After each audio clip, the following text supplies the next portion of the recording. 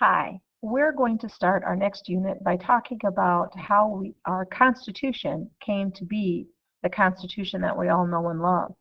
With the recent election and with politics in general, we yell a lot about our Constitution. So this next unit is going to discuss how did we exactly get this wonderful document that we all know and love. Well, it didn't start out being the document that we all know and love. It started out as being a dismal failure. Our first Constitution was known as the Articles of Confederation, and as this cartoon shows us, it was a sinking ship.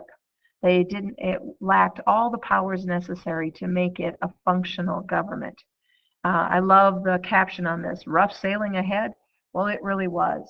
But it was our government for the first 10 to 12, almost 15 years of our government.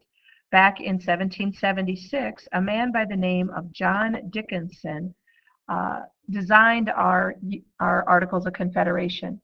And 1776, of course, is the birth of our country. It is when the Declaration of Independence was signed. However, if you look at the Declaration of Independence, you will not see John Dickinson's name anywhere on it. He did not think that we would ever win a war, so he didn't necessarily support the Declaration of Independence.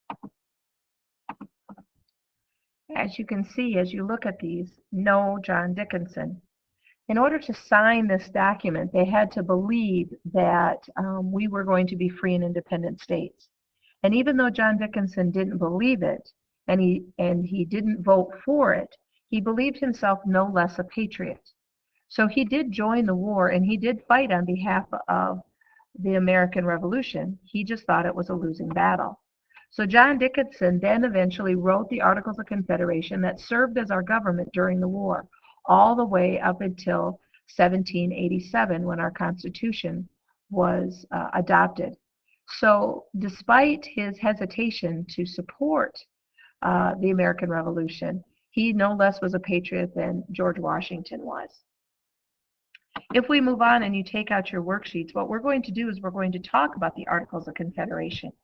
The Articles of Confederation was a loose union of independent states. The idea behind it was that they wanted to make the federal government weak, but keep the state supreme. Please notice that the state word of states is capitalized, because the idea behind that is that they were each 13 individual countries, and that they would agree to kind of come together and work as an independent nation. Okay? So taking out your notes, what we're going to do is we're going to look at the features that you find in the Articles of Confederation. The first feature is that they believed that in a unicameral legislature, which meant that there was one chamber and that made up the laws with a 2/3 vote. Right now we have a bicameral legislature, a House and a Senate. This is one big group of people that talk things out and work it out amongst themselves as a group of people.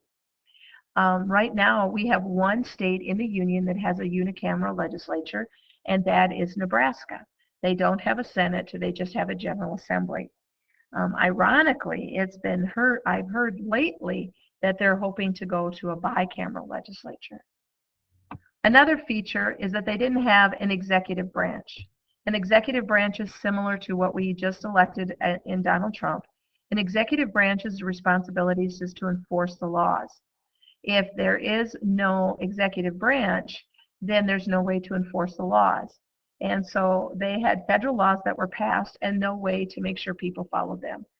They were afraid to have an executive branch because they feared a king. And after coming away from such a cruel tyrant, they were scared that if they adopted an executive branch, that they would basically giving a nod to having another king. They had no federal court system. Congress settled all the disputes. So if one person in one state disagreed with a person in another state, the only way they were going to get anybody to listen to them is if they took it over to this unicameral legislature.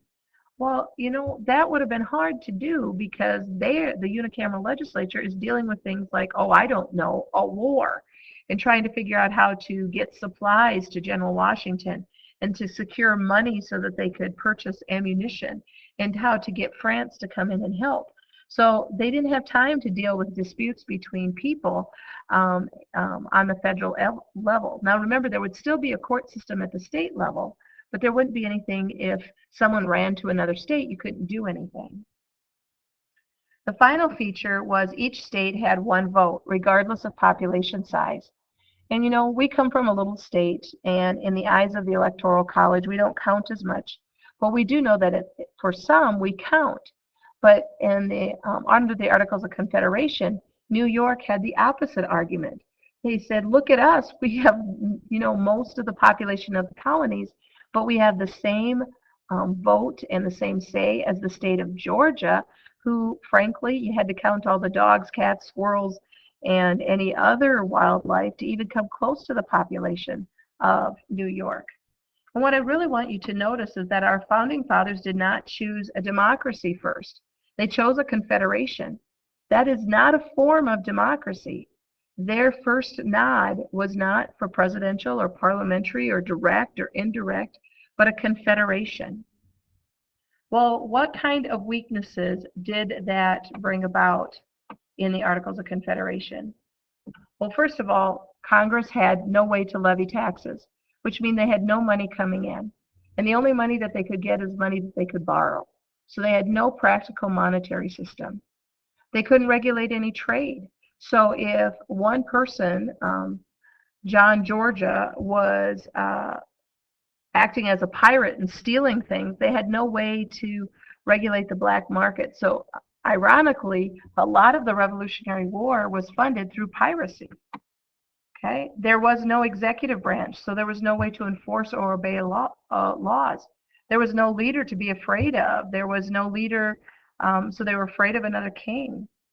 There was no national court system, so there was no way that you could get any recourse if you were wronged. Another weakness is that in order to amend something, they needed a unanimous vote. How does any group of human beings ever agree on anything unanimously? And there was no federal sovereignty. And as you can see by the highlight, that is probably the greatest weakness. The states were to be supreme. And that meant that if they didn't want to help out the other states, then everybody was kind of out of luck. And that's what it boiled down to, is that there was, oh, we'll look out for our fellow man, but really it didn't turn out that way.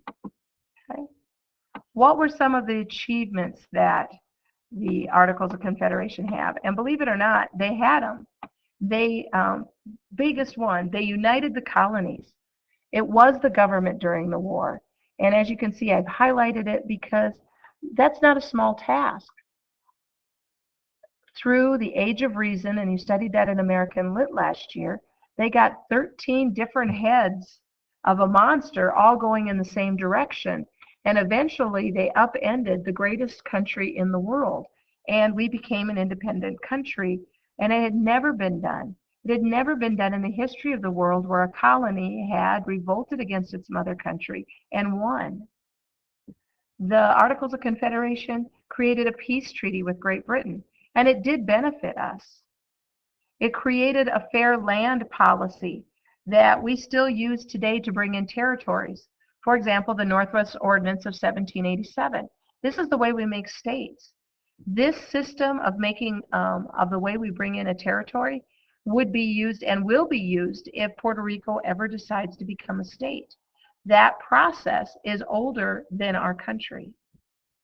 And finally, it set up the Departments of Foreign Affairs, what we call state, the Department of War, which we call today Defense, the Department of the Marines, which has been absorbed into the Department of Defense, and the Treasury Department. These departments exist yet today. That means that the Department of State is older by 10 years than the country itself.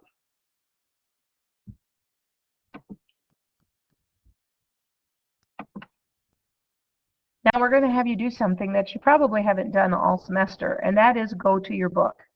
In your book on page 51 and 52, it describes the problems that we're facing our young country. At the bottom of this guided reading, you will need to read those pages and identify the problems that are facing the new America. All right, we'll see you in class. Have a good day. Bye-bye.